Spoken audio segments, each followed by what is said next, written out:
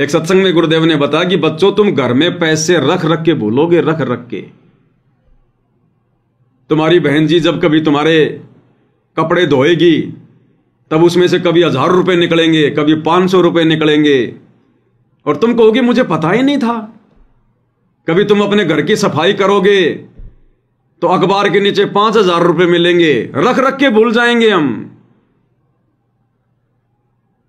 कभी ज्ञान गंगा पुस्तक को यूं खोलेंगे तो पता लो 500 रुपए का नोट रखा।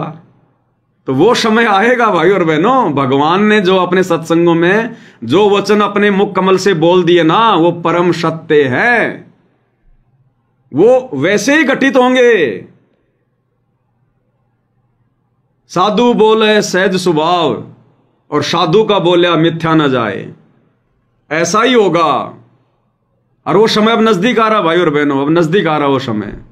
2028 युग परिवर्तन के बाद देख लेना, संसार में तो वैसे ही कोई दुखी नहीं होगा।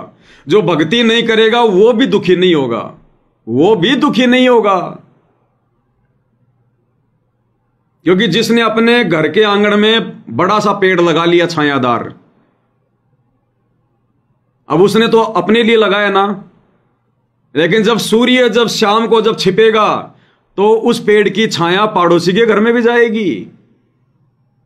तो जो नालायक भक्ति नहीं करेगा ना, उनको भी यहां परमात्मा लाभ देगा, ऑटोमेटिक मिलेगा। क्योंकि ये धरती पाप और पुण्य से चलती है, सुख और दुख पाप और पुण्य आधार से होते हैं।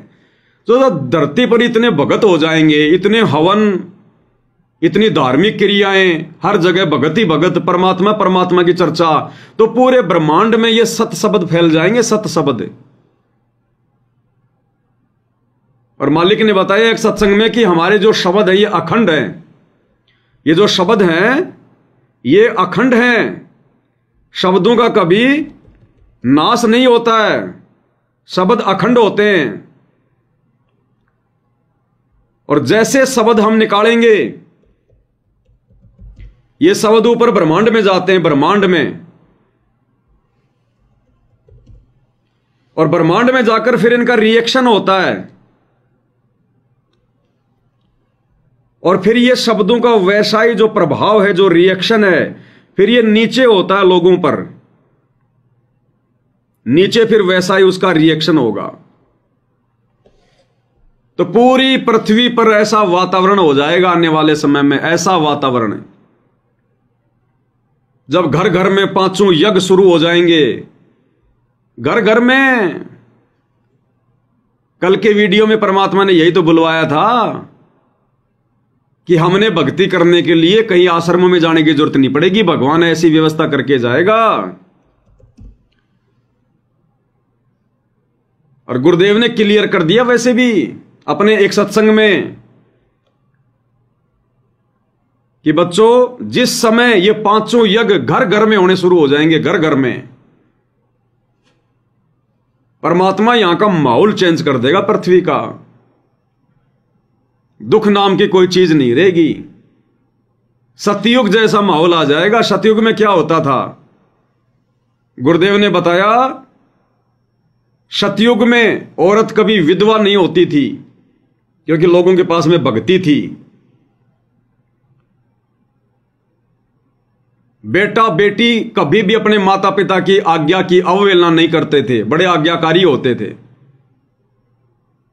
माता पिता की आंखों के सामने उनके बेटा बेटी की मृत्यु नहीं हुआ करती थी, समय पर बरसात हुआ करती थी, घर में कोई अमंगल नहीं होता था, सब पर परमात्मा प्रसन्न होता था। तो गुरुदेव ने बताया कि बच्चों जब घर घर में ये 5 यज्ञ शुरू हो जाएंगे, घर घर में, फिर देखना पृथ्वी का माहौल क्या हो जाएगा। क्या कह रहे हैं गुरुदेव? पुणात्मा देखो परमात्मा की रजा आपके ऊपर कैसी है, थोड़ी सी गर्मी होती है, परमात्मा बच्चा अपनी प्यारी आत्माओं के अमृत बरसा देते हैं, ठंड सी कर देते हैं कि ताकि ये बच्चे परमात्मा की मेरी महिमा को सुन ले। यदि अच्छी ठंड कर दी तो तुम सारे लटके लेने लग जाओगे, न पड़े बैठे बैठे सोओगे।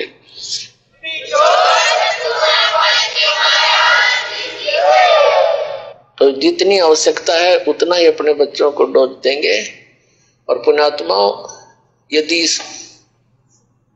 जिसमें पूरा विश्व इस सत भक्ति को स्वीकार करके और अपने अपने घरों में ये पांचों यज्ञ किया करेगा, फिर देखना सतयुग में ऐसा होता था, इतने पुण्यकर्मी प्राणी होते थे, यदि कोई 10 व्यक्ति बैठकर और चर्चा कर देते थे कि भगवान वर्षा नहीं हुई, आपके बच्चे दुखी हो गए, उसी समय परमात्मा वर्षा कर देते थे।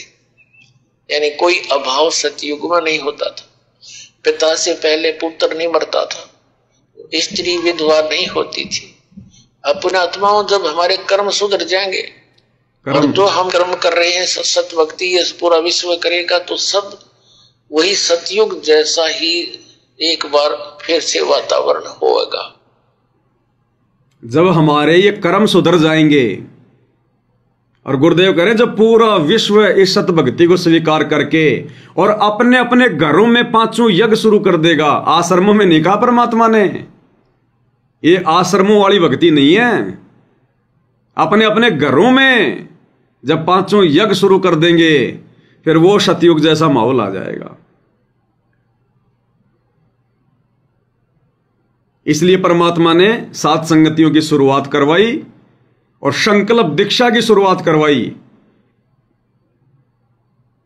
कि ज्ञान समझ नहीं रहे, मर्यादाओं का पता है नहीं, और भगत जा है वो पकड़ पकड़ के ले आए, आ जाओ नाम ले लो हमारे गुरुजी से, आ जाओ नाम ले लो हमारे गुरुजी से। ज्ञान उनको समझने नहीं दिया। बताओ फिर क्या खाक भक्ति करेंगे वो आगे चल के। और यही हाल हो गया संगत का। ये जितनी भी भेड़ चाल में संगत वर्तमान में जो ये चल रही है ना, ये कौन है भाई और बहनों? ये वही है जिन्होंने ज्ञान समझा नहीं, जिनको ज्ञान समझने नहीं दिया। आज वर्तमान में इन सतलोक आश्रम वालों के पीछे चलकर अपनी भक्ति जो बर्बाद कर रहे हैं, राजनेताओं की रैलियों में धक्के खा रहे हैं, इनसे चाहे श्री राम की पूजा करवा लो, चाहे श्री रामपाल जी की पूजा करवा लो, इनको पता ही नहीं। तो ये वही है। सबसे पहले तो वो पुराने भगत जिन्होंने कभी ज्ञान को अच्छे से समझा ही नहीं, गुरु को मानुष माना, वो। और दूसरे गुरुदेव के जेल जाने के बाद इन्होंने पकड़ पकड़ के लोगों को जोड़ दिया, पकड़ पकड़ के जोड़ दिया लोगों को। घर पर ज्ञान गंगा पहुंची नहीं, उससे पहले फोन करने शुरू कर देते हैं, हाँ जी नाम कब ले रहे हो? अरे भैया पहले ज्ञान तो समझ लो। 2 दिन बाद में, हाँ जी भैया नाम कब ले रहे हो? अरे भैया अभी तो मैंने 5 ही पेज पढ़े ज्ञान गंगा के। बेचारे को जबरदस्ती नाम दीक्षा दिलवा दो। बहुत सारे भाई बहनों के फोन आते हैं, वो कहते हैं भगत जी हमें तो 6 महीने के बाद पता चला कि गुरुजी जेल में। इन लोगों ने बताया नहीं कि गुरुजी जेल में। यहां तक नहीं पता, किसी को नियमों का नहीं पता कि ना, मेरे को तो किसी ने नियम बताए नहीं। और जितनों को इन्होंने कोरोना में ऑनलाइन नाम दीक्षा दी है, किसी को नियम बताए नहीं, पता ही नहीं किसी को नियमों का। कई तो कह रहे हैं भगत जी वो हमारे को मंत्री समझ में नहीं आया था। फिर भाई तू 6 महीने से जाप क्या कर रहा था? बोला मैं तो कुछ नहीं कर रहा था, और फिर भी कह रहा मैं संत रामपाल जी का भगत हूं। तो ये भीड़ वर्तमान में जो राजनेताओं की रैलियों का हिस्सा बन रही है ना, दुनिया में गुरुजी की फजीती करवा रही है, जो इन सतलोक आश्रमों से जुड़े हुए हैं। सबसे पहले तो वो जो सन 1994 से 2010 तक वाली भीड़, जिनको गुरुजी ने अपनी तरफ से लाभ दिए, फिर उन्होंने ज्ञान सुनना ही बंद कर दिया। और दूसरे गुरुजी के जेल जाने के बाद में जबरदस्ती के भगत पकड़ पकड़ के जो भीड़ इकट्ठा कर दी। कंपटीशन शुरू हो गया कि हमारे नामदान पर 1 महीने में इतने लोगों ने नाम लिया, गुरुजी मुझे माला पहनाएंगे, गुरुजी मुझे शाबाशी देंगे, वाह बेटा वाह। कंपटीशन शुरू कर दिया, गधे घोड़े सबको जोड़ दिया, आ जाओ ज्ञान, अरे सुन लेंगे बाद में ज्ञान, नियम मर्यादा कोई दिक्कत नहीं, तुम तो आ जाओ। ये वही भीड़ है भाई और बहनों, जिनको बेचारों को पता ही नहीं हमने क्या करना था और हम क्या कर रहे हैं। इसलिए परमात्मा ने फिर 7 संगतियां शुरू करवाई। जितने भी आ रहे हैं सब यहां पर लाभ प्राप्त करने वाले हैं, लाभ ही लाभ लेने वाले आ रहे हैं। ज्ञान समझ के ढंग का आदमी कोई आ ही नहीं रहा। सारे हरी बीमारी वाले, भूत प्रेत वाले आ रहे हैं। तो परमात्मा ने फिर ये सत्संगतियां शुरू करवाई। अब ये आत्माएं हैं जो ज्ञान को समझ रही हैं और समझ चुकी हैं। संकल्प लेकर इतना संघर्ष इधर सार नाम लेकर भी नहीं कर पा रहे इन आश्रमों में। इतनी चिंता आत्म कल्याण की संकल्प वालों को यहां सार शब्द लेकर भी भक्तों को चिंता नहीं है। तो हमारा जो विषय था भाई और बहनों कि 100 वर्ष सतगुरु की पूजा एक दिन अनुपासी, वो अपराधी आत्मा फिर पड़े काल की फांसी। साल 6 महीने गुरु जी की भक्ति करी, आशीर्वाद लिया, दर्शन किया, दान धर्म किया, लेकिन ज्ञान को आधार बनाया नहीं और फिर तोड़ दी कोई मर्यादा। और अभी उसका वो बुरा समय आया नहीं जिस कारण से मर्यादा टूटने के कारण उसको कोई विशेष नुकसान नहीं हो रहा। तो वो क्या समझेगा, और काल के जाल में फंसेगा वो कि देख भाई मैंने तो गलती भी कर रखी है, मर्यादा भी तोड़ रखी है और मेरा तो कुछ बिगड़ भी नहीं रहा। और उसकी देखा देखी फिर दूसरे जो नए भगत हैं वो भी यही सोचेंगे भाई फिर मैं क्या करूं, फिर मर्यादा में रह के भक्ति करने की क्या जरूरत है। अरे वो फला फला भगत वो ना तो मर्यादा निभाता है और ना उसको कोई नुकसान हो रहा, सारे ठाट बाट हो रहे हैं। तो उस नालायक की देखा देखी दूसरे कमजोर भगत भी परमात्मा से धीरे धीरे दूर होने लग जाते हैं। और रीजन क्या बताया गुरु जी ने कि उस नालायक व्यक्ति ने साल 2 साल 6 महीने अच्छे से भक्ति करके दान धर्म करके और सतगुरु चरणों में बैठकर अपनी बैटरी चार्ज कर ली। बैटरी और अब यहां से नाम भी छोड़ गया, गुरु भी चेंज कर दिया। यह आ रहा है केवल दिखावट का भगत बन के भक्ति कर रहा है, लेकिन अभी उसका वो बुरा समय नहीं आया जिस कारण से उसके मौज मच रही है। और गुरुदेव ने बताया जिस दिन उसका बिगड़ना शुरू होगा उसके समझ में नहीं आएगी कि मेरे साथ हो क्या रहा है। उसके समझ में नहीं आएगी फिर कि मेरे साथ हो क्या रहा है।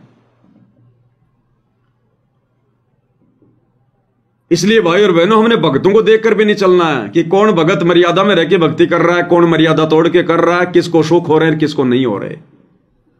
हमारे लिए तो वो बातें परम सत्य हैं जो गुरु जी ने अपने विधान के अंतर्गत अपने सत्संगों में बता दी कि भाई आपने अगर इस भक्ति से लाभ लेना है, मोक्ष करवाना है, तो आपने इस प्रकार से भक्ति करनी पड़ेगी। हमने उस हिसाब से चलना पड़ेगा अगर भक्ति पर सफलता प्राप्त करनी है। तो क्या कह रहे हैं गुरुदेव भगवान, ये काल फिर हमारे मन में क्या शंका पैदा करता है कि मेरा तो कुछ बिगड़ ही नहीं रहा। परमात्मा कहते हैं जब तुम भक्ति करते हो और पतिव्रता पद पर रहते हो, यानी 100 वर्ष तो सतगुरु पूजा एक दिन आन उपासी, वो अपराधी आत्मा भाई पड़े काल की फांसी। 100 वर्ष तो आप वो साधना कीजिए जो दास आपको बता रहा है, और एक दिन आन किसी के कहने से आन उपासना कर ली, कहते वो अपराधी आत्मा फिर पड़े काल की फांसी। वो साधना आपने किसी और के बताई हुई नहीं करनी है। और जब आप पतिव्रता पद पर रह करके साधना करोगे, पतिव्रता पद का मतलब है केवल एक ही गुरु और दूसरा पृथ्वी पर नीचे भगवान भी आ जावे। पतिव्रता पद वाली भक्ति का क्या मतलब बताया गुरु जी ने? पतिव्रता पद का मतलब होता है केवल एक गुरु जी और दूसरा पृथ्वी पर कोई नहीं, चाहे भगवान भी उतर के आ जावे। अब भगवान कौन, संगत किसे भगवान मान रही है? दाढ़ी मूंछ वाले कबीर को। अरे ब्रह्मा विष्णु महेश को तो भगवान कोई मानेगा नहीं सतगुरु रामपाल जी से तत्व ज्ञान लेने के बाद। फिर ये काल दाव कहां लगाएगा? फिर ये दाढ़ी मूंछ वाली उस फोटो के ऊपर हमारा ध्यान केंद्रित करेगा कि यो भगवान यो भगवान। तो गुरु जी सत्संगों में फिर क्लियर कर देते हैं कि पतिव्रता पद की भक्ति का क्या मतलब होता है। केवल एक गुरु, दूसरा बीच में कोई नहीं, चाहे भगवान भी क्यों ना जाए। इसलिए तो हम सत्सेवक भाई बहनों ने उस भगवान को, नकली भगवान को, नकली गोविंद को, कबीर जी की दाढ़ी मूंछ वाली फोटो को फाड़ फाड़ के बाहर कर दिया कि केवल एक गुरु, दूसरा कोई नहीं। वो बता रहा है, और एक दिन आन किसी के कहने से आन उपासना कर ली, कहते वो अपराधी आत्मा फिर पड़े काल की फांसी। वो साधना आपने किसी और के बताई हुई नहीं करनी है। और जब आप पतिव्रता पद पर रह करके साधना करोगे, पतिव्रता पद का मतलब है केवल एक ही गुरु और दूसरा पृथ्वी पर नीचे भगवान भी आ जावे। ये मालिक कहते हैं गुरु गोविंद दोनों खड़े किसके लागू पाए, उन्हीं का आदेश है। इसीलिए है कि आपको ये काल और अपने दूतों के द्वारा हमारे रास्ते से भ्रष्ट कर देता है। फिर कुछ दिन आपका पुण्य आपके साथ होता है, वो पहले किया हुआ जो इस सतभक्ति का, तो वही आपको देता रहता है। आप सोचते हो मुझे कुछ हानि भी नहीं हो रही है, गुरुजी भी त्याग दिया है और मैं अब साधना भी अपने हिसाब से ही कर रहा हूं, तो पिछला पुण्य जब तक चलेगा, वह बैटरी जितनी चार्ज होगी थी, चार्जर हट गया, चार्जर हटा देने से बैटरी फिर भी काम करती है, इन्वर्टर के पंखे बल्ब फिर भी जगते रहते हैं, लेकिन आगे चार्जर ठीक ना लगने से फिर एकदम सभी आपदाएं आएंगी, सभी बल्ब भी बंद हो जाएंगे, चश्मे ट्यूब बंद हो जाएंगी, पंखे भी नहीं चलेंगे क्योंकि वो डिस्चार्ज होगी। तो परमात्मा कहते हैं 100 वर्ष तक सतगुरु पूजा, एक दिन आन उपासी, वो अपराधी आत्मा फिर पड़े काल की फांसी। और पतिव्रता पद पर यानी अन्य की कोई आस्था नहीं रखनी, केवल ये दास जो बताओ वही साधना आपने करनी है, उसी तरह नियम रखने हैं। कहते पतिव्रता जमी पर जो जो धर है पाँव, और समर्थ झाड़ू देते है ना कांटा लग जाए। आपके जीवन रूपी सफर को परमात्मा आपके पाप कर्म रूपी कांटों को ऐसे बुहार देगा, साफ करके रखेगा कि मेरे बच्चे को, मेरी प्यारी आत्मा को ये कर्म रूपी कांटा दुख ना देते। कहते समर्थ झाड़ू देते है पतिव्रता, फिर ऐसी जो आत्मा जो एक परमपिता पर रुकने वाली, सच्ची श्रद्धा करने वाली, अपने जीवन रूपी सफर पर पग रखती है, तो समर्थ झाड़ू देते है कहीं ना कांटा लग जाए। बोलो सतगुरुदेव। तो भाई और बहनों, वो एक परमपिता परमात्मा जिस दिन हमें वो समझ में आ जाएगा ना, तब हम पतिव्रता पद पर रहकर भक्ति कर पाएंगे। अभी तो 90% संगत को यही नहीं पता कि एक परमपिता परमात्मा कौन है। वो एक परमपिता परमात्मा वो सतगुरु रामपाल जी भगवान है वर्तमान में हम भक्तों के लिए, सबके लिए। तो जिस दिन हम अपने गुरु को ही परमात्मा मानकर और मर्यादाओं में रहकर भक्ति करना शुरू कर देंगे, उस दिन हम पतिव्रता पद पर कहलाएंगे। और उसके बाद में फिर परमात्मा अपने विधान अनुसार जोड़ी भर देगा कि ज्यों पतिव्रता जमीन पर ज्यों ज्यों धर हैं पाँव, यानी भक्ति मार्ग पर जब भगत इस मार्ग पर जब वो चलेगा, तो कहते हैं समर्थ झाड़ू देते ना कांटा लग जाए। उसके जीवन रूपी सफर में परमात्मा कोई कष्ट नहीं आने देगा, आगे से आगे संकटों का निवारण करता जाएगा, झाड़ू मारता जाएगा, साफ करता जाएगा उसके भविष्य में आने वाले संकटों को, कांटों को। और बहुत सारे भाई बहन जो दास को थोड़ा सा नादानी में ये कह दिया करते थे कि भगत जी आप इन आश्रम वालों के बारे में इतना कुछ बता रहे हो और हम अपनी आंखों से भी देख रहे हैं कि ये लोग कोई मर्यादा नहीं निभाते, ना ये गुरु जी को परमात्मा मान रहे, ऊपर से इनका व्यवहार भी एक जो है मतलब भगत जैसा नहीं है। सांसारिक आदमी का व्यवहार बोलचाल भी अच्छा, इन आश्रम वाले कोऑर्डिनेटरों का, नामदान सेंटरों को वालों का, इनका तो बहुत ही बिगड़ा हुआ इनका व्यवहार है। और फिर भी भगत जी इनका कुछ बिगड़ ही नहीं रहा, ये ऐसो आराम कर रहे हैं, दिन रात आगे ऐसे आगे बढ़ रहे हैं। तो गुरुदेव के इस सत्संग से समझ में आ जाना चाहिए भाई और बहनों कि उनको अपना पिछला वो पुण्य मिल रहा है, वो वर्तमान में मर्यादा में नहीं है। वर्तमान में तो घोर अपराधी बन गए वो परमात्मा के, खुद का तो सत्यानाश करवाया, संगत की मर्यादा तोड़वा के उनका भी सत्यानाश करवा दिया। उन भक्तों का पाप कर्म भी अपने सिर पर लेकर बैठे हैं, लेकिन उनकी पिछली बैटरी चार्ज है अभी। जितने दिन गुरु जी की शरण में रहे, दान पुण्य किया, थोड़ी बहुत मर्यादा निभाई, अभी उनके संस्कार अच्छे हैं, उनकी बैटरी अभी चार्ज है, गुरु जी से उनका कनेक्शन हट चुका है। और गुरु जी कहते हैं वो बैटरी चलेगी कब तक, और जिस दिन बैटरी डिस्चार्ज होगी तब देखना फिर उनकी दुर्गति। और धीरे धीरे दुर्गति सामने आ ही रही है। इनके वर्ल्ड कोऑर्डिनेटर देशराज का तो एक भगत पैर काट के चलाया गया, और इनके कितने स्टेट कोऑर्डिनेटर हैं जो अकाल मौत मरे। बिहार का स्टेट कोऑर्डिनेटर राजदेव बाबू बाथरूम में मर गया लैट्रिन करते करते, गुदा द्वार से आत्मा निकली है, सीधा नरक में जाता है। क्योंकि इस दास ने उसको बिहार में जाके, बिहार के छपरा में जाके और बहुत समझाया था। दास एक समय 2017-18 में बिहार गया हुआ था छपरा में, साथ संगति थी, तो वहां वो राजदेव बाबू लेके आ गया 2 गाड़ियां भर के, वो बुढ़ा। और वहां पर कम से कम 3-4 घंटे हम लोगों की बातचीत हुई थी, खूब समझाया था, और उसने स्वीकार भी कर लिया था कि हाँ गुरुजी का भाई गलत है, मैनेजमेंट जो कर रहा है वो गलत है, लेकिन फिर भी नहीं माना। और फिर बाद में क्या दुर्गति हुई इसकी, हार्ट अटैक से मौत हुई उसकी। जम्मू कश्मीर का स्टेट कोऑर्डिनेटर ताराचंद भूत प्रेत की बाधा से मरा है, भूत प्रेत की बाधा से। अंत में उसका हाल यह हो गया, गुरुजी पर भी उसने विश्वास छोड़ दिया और जंतर मंत्र करवा लिए कहीं जाकर झाड़े झपाड़े लगाने वालों से। स्टेट कोऑर्डिनेटर जम्मू कश्मीर का ताराचंद, और अंत में दुर्गति से मौत हुई, दुर्गति से। और कितने इनके छोटे मोटे जिला कोऑर्डिनेटर, संभागीय कोऑर्डिनेटर, कोई फांसी खा के मरा, कोई जहर खा के मर रहा है, तो दुर्गति हो रही है इनकी। और बहुत सारी बातें तो भाई और बहनों ये लोग छुपा देते हैं, ये लोग आने नहीं देते संगत में। और आने वाले समय में देख लेना जैसा ये कर्म कर रहे हैं, प्रत्यक्ष हो जाएगा, प्रत्यक्ष। बैटरी कब तक चलेगी? हालांकि हमने नहीं देखना इन चीजों को, ये मरेंगे या बचेंगे, इनकी किस्मत। क्या पता कोई पिछली बैटरी और अच्छी चार्ज हो, ये जन्म भी इनका बहुत अच्छा निकल जाए, अगले जन्म में फिर गधे बन के घूमेंगे। दुर्गति तो होनी है, अन्यथा समय आने पर यहां भी इनकी होनी है दुर्गति। लेकिन हम ना चाहते, चाहे इनकी दुर्गति हो या ना हो, ये जाने इनके कर्म। हम तो केवल परमात्मा का विधान बता रहे हैं। तो गुरुदेव ने क्लियर कर दिया कि 100 वर्ष सतगुरु की पूजा, एक दिन अनुपासी, वो अपराधी आत्मा पड़े काल की फांसी। और अनुपासना इन्होंने पूरी संगत से करवा रखी है, पूरी संगत से। ये परशुराम की जयंती में जो भक्तों को भेजा गया, ये क्या है? परशुराम की जयंती एक धार्मिक प्रोग्राम था, काल का अवतार था परशुराम।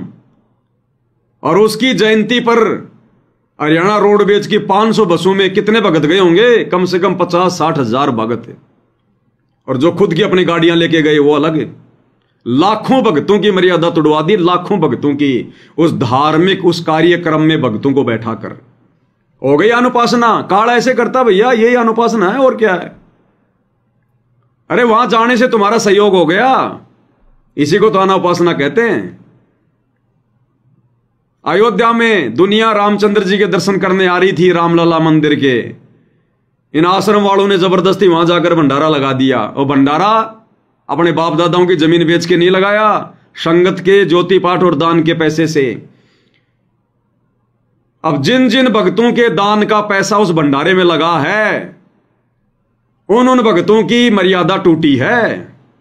क्योंकि आप लोगों ने इन कुपात्रों को आंख बंद करके दान क्यों दिया, ज्योति पाठ का पैसा क्यों दिया? अब ये यदि उस पैसे का दुरुपयोग करेंगे तो देने वाले के कर्म फूटेंगे, ये विधान है। इसलिए गुरुजी किसी भिखारी को भी दान देने से मना करते हैं। और अब ये अन्नपूर्णा मुहिम के तहत गांव गांव जाकर ये लोग गुरुजी का सरेआम विधान तोड़ रहे हैं। गुरुजी ने कहा कि भिखारी घर पर आ जाए, उसको खाना खिला दो, सूखा आटा मत दो। और इनके तो कोई घर पे भी नहीं आ रहा, ये खुद ही जा रहे हैं लोगों के पास, और सूखा आटा, तेल, दाल, चावल, नमक, साबुन, मिर्ची, आलू, टमाटर ले लेके गुरुजी का सरेआम विधान तोड़ रहे हैं। गुरुजी ने कहा कि जा जाके नहीं देना, कोई घर पे आ जाए तो खाना खिला दो। ये कह रहे नहीं गुरुजी, घर पे नहीं आ रहे, हम तो जा जाके देंगे। गुरुजी कह रहे हैं भोजन खिला दो, सूखा मत दो। नहीं गुरुजी, हम तो सूखा ही देंगे। और जिसके मकान बनाए जा रहे हैं वो खुद तो शराब पी के पड़ा है, और ये लोग उसकी कोठी बना रहे हैं। आड़ोसी पड़ोसी भी कह रहे हैं बाबा रामपाल मूर्ख तो नहीं है। अरे ऐसे निकम्मों के तुम मकान बना रहे हो जो दिन रात शराब पी के पड़े रहते हैं, फिर काम धंधा क्या खाक करेंगे ये लोग? ये हाल हो रहा है। क्यों? काल सिर पे बैठा है इन मैनेजमेंट वालों के, आश्रम वालों के। इनको सद्बुद्धि आने नहीं देगा, वही कर्म करवाएगा जिन कर्मों से इनकी भक्ति बर्बाद हो। तो भैया जितनी तेजी से इन लोगों ने गुरुजी की शरण में रहकर थोड़ा बहुत दान पुण्य करके, मर्यादा में रहकर भक्ति करके जो बैटरी चार्ज की है ना, अब सीधा सीधा काल इनसे गुरुजी से पंगा दिलवा रहा है। और भगवान से पंगा लेके जो काम करेगा, यानी उनकी मर्यादा तोड़ के जो काम करेगा, फिर उसकी बैटरी भी बहुत तेजी से डाउन होती है। तो मालिक के विधान अनुसार इनके साथ क्या बनेगा वो तो आने वाले समय में पता चलेगा भाई और बहनों। बाकी आप और हमारे ऊपर गुरुदेव ने जो रजा की है भाई और बहनों, बिल्कुल छप्पर फाड़ है, और हमने गुरुदेव भगवान की इस रजा को इसी प्रकार से बना के रखना है। और हमने अपनी भक्ति को प्रथम जो है वो प्रायोरिटी देनी है, प्रथम प्रायोरिटी, प्रथम महत्व अपनी भक्ति को। ये भक्ति से सब कुछ होगा। ये सद्बुद्धि भी भक्ति से आती है। आप और हमारी जन्म जन्मांतरों की भक्ति, दान पुण्य की कमाई जब इकट्ठी हो गई, तब जाकर गुरुदेव भगवान ने आप और हमारा ज्ञान योग खोला है, हमें अपनी पहचान करवाई है। तब आज हम उनकी गैर हाजिरी में पिछले 12 वर्ष से इस भक्ति मार्ग पर मर्यादाओं के साथ टिके हुए हैं। टिकने को तो लाखों संगत टिकी हुई है, लेकिन मर्यादाओं के साथ नहीं टिकी हुई। और वो टिकना कोई टिकना नहीं है, वो तो कभी भी निकल जाएंगे। जब भी थोड़ी सी कोई आपत्ति आएगी, उनको गुरु दूर दूर तक दिखाई नहीं देगा। तो हमारी पिछले जन्म जन्मांतरों की भक्ति संग्रहित थी। पिछले जन्म से होत है पूर्ण हंस मुराद। तो भक्ति से ही सब कुछ होगा। परमात्मा कहते हैं सुमरण से सुख होत है, सुमरण से सुख होत है, सुमरण से दुख जाए। कहे कबीर सुमरण करे तो साईं माए समाए। और मालिक कहते हैं जब तब संयम साधना सब सुमरण के माही। और कहे कबीर रामजन सुमरण सम कछु नाही। और जिन हरि जैसा सुमरिया, यानी जो अपने गुरु जी के द्वारा बताई गई भक्ति जैसी करेगा, मर्यादाओं में रहकर या मर्यादा तोड़कर, ताको तैसा लाभ। और ओषा प्यास न भाग ही जब लग दसे न आब। यानी भक्ति तो सभी कर रहे हैं, लेकिन गुरु जी कहते हैं जैसा करोगे वैसा ही भगवान निकट आएगा, वैसा ही लाभ मिलेगा। ओस चाटने से, सर्दियों के समय सुबह सुबह घास फूस के ऊपर बारिश की पानी की छोटी छोटी बूंदें होती हैं, उनको कहते हैं ओस। कहते हैं ओस को जीभ से चाटने से प्यास नहीं बुझ सकती, गटागट पानी के गिलास पीने पड़ेंगे। ओषा प्यास न भागी जब लग दसे न आब। जब लग गटागट पानी के गिलास नहीं पियोगे। तो मर्यादा तोड़कर भक्ति करने का मतलब है ओस चाटना। भक्ति भी कर रहे हैं और परशुराम की जयंती में भी चले गए, ओस चाट रहे हैं। भक्ति भी कर रहे हैं, जाटों के आरक्षण में बैठ गए, ओस चाट रहे हैं। तो मर्यादा तोड़ के भक्ति करने का मतलब है ओस चाटना। और ओस चाटने से भाई ये भक्ति रूपी प्यास नहीं बुझेगी। तो भक्ति हमारे लिए प्रथम होनी चाहिए, प्रथम। बाकी जिस प्रकार से ये दास आप भाई बहनों को समझाने के लिए लाइव आता है, चिल्लाता है, गुरुदेव के सत्संगों से आपको ये प्रमाण दिखाता है, ये कर्म तो आप सबने करना चाहिए। ये सोशल मीडिया भगवान ने क्यों दी है? ये भर दो सोशल मीडिया को सतगुरु की महिमा कर करके। एक शब्द ले लो, उसकी एक चौपाई बोलो, फिर उस चौपाई को समझाओ ना। तुम ये क्यों सोच रहे हो कि मेरा वीडियो कोई देख नहीं रहा? 4 भगत देख रहे हैं, 3 भगत देख रहे हैं, आने वाले समय में पूरी दुनिया ना देखेगी। ये दुनिया भर की बकवादे जो लोग डाल रहे हैं 2 पैसे कमाने के लिए, लड़कियां अर्धनग्न होके पता नहीं क्या क्या वीडियो बना रही हैं। अरे ये लोग फालतू में सोशल मीडिया को भर रहे हैं, मिलना इनको कुछ नहीं है, इनके कर्म बिगड़ रहे हैं। ये सजा के हकदार है आने वाले समय में। और आप और हम जो वीडियो बना बना के डाल रहे हैं, भले आज हमारे ज्यादा व्यू नहीं आ रहे, ज्यादा लोग नहीं देख रहे, आज दुनिया के भले ये मतलब के ना हो, उनकी नासमझी के कारण है तो सबके मतलब के, लेकिन आने वाले समय में भाई और बहनों ये दुनिया केवल यही वीडियो देखेगी। जैसे आज आप और हम भगत भाई बहन इस ज्ञान से परिचित होने के बाद, काल के षड्यंत्र से परिचित होने के बाद, आप और हम जब भी यूट्यूब खोलते हैं, फेसबुक खोलते हैं, हम यही देखते हैं कि कोई सत्संगति का वीडियो आ जाए, गुरु जी का कोई सत्संग आ जाए, बाकी बकवादे हम नहीं देखते, खोलते भी नहीं है। तो आने वाले समय में इस पृथ्वी पर जब सभी भक्ति करेंगे तो बकवाद कौन देखेगा? सब लोग भक्ति से संबंधित वीडियो देखेंगे, और उस समय जिस भी भगत भाई का वीडियो आ गया वही देखना शुरू कर देंगे। तो आने वाले समय में दुनिया देखेगी। अरे गरीबदास जी ने जिस समय अपना ये सदग्रंथ साहिब लिखवाया, उस समय कौन सुना करता था, कौन देखा करता था? गरीबदास जी बोला करते थे, और वो क्या नाम था उनका, गोपाल दास जी, वो लिखा करते थे, और 24,000 वाणियां लिखवा दी उन्होंने, इतने शब्द लिखवा दिए। उनको पता था कि आने वाले समय में पूरी दुनिया इसको पढ़ेगी। आज ये दास सत्संगति की वीडियो बना रहा है, कितने लोग देख रहे हैं? चंद लोग। दुनिया के तो मतलब के नहीं हमारे वीडियो वर्तमान में।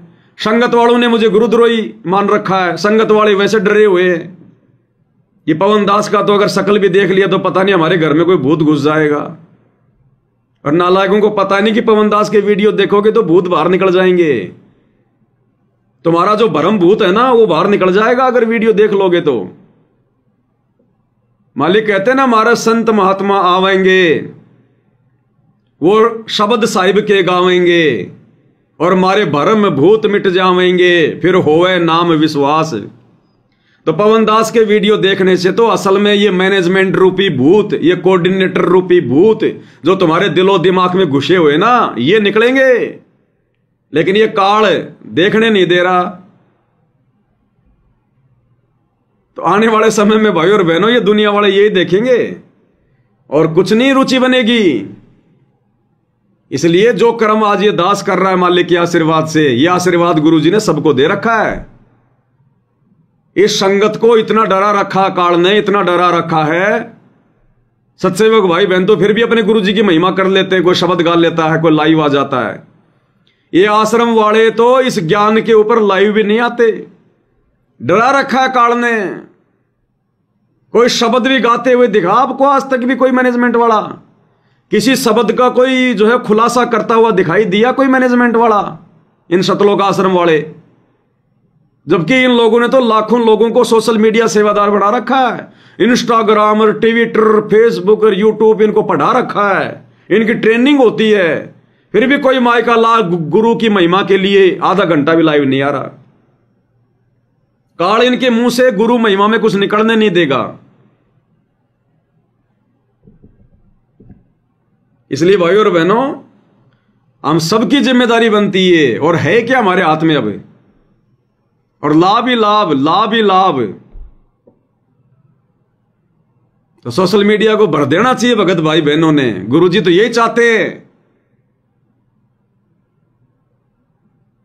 अरे विचार करना चाहिए, सोशल मीडिया दी हमारे बाप ने, ये सोशल मीडिया दी हमारे बाप ने, इंसान को बुद्धि दी हमारे बाप ने, सतगुरु रामपाल जी ने। ये सोशल मीडिया उन वैज्ञानिकों के माध्यम से बुद्धि देकर हमारे बाप ने बनवाई, और बकवाद डलवारा काल। क्यों? भक्तों की कमजोरी के कारण, भक्तों की कमजोरी के कारण। डालो, क्यों अपने घरों में बैठे हो डर के? क्यों डर रहे हो अपने कोऑर्डिनेटरों से? क्यों डर रहे हो गुरुजी के परिवार से? अज्ञानता के कारण। तो काल इन आश्रम वालों के मुंह से सतगुरु महिमा में एक शब्द भी नहीं निकलने देता, शब्द भी।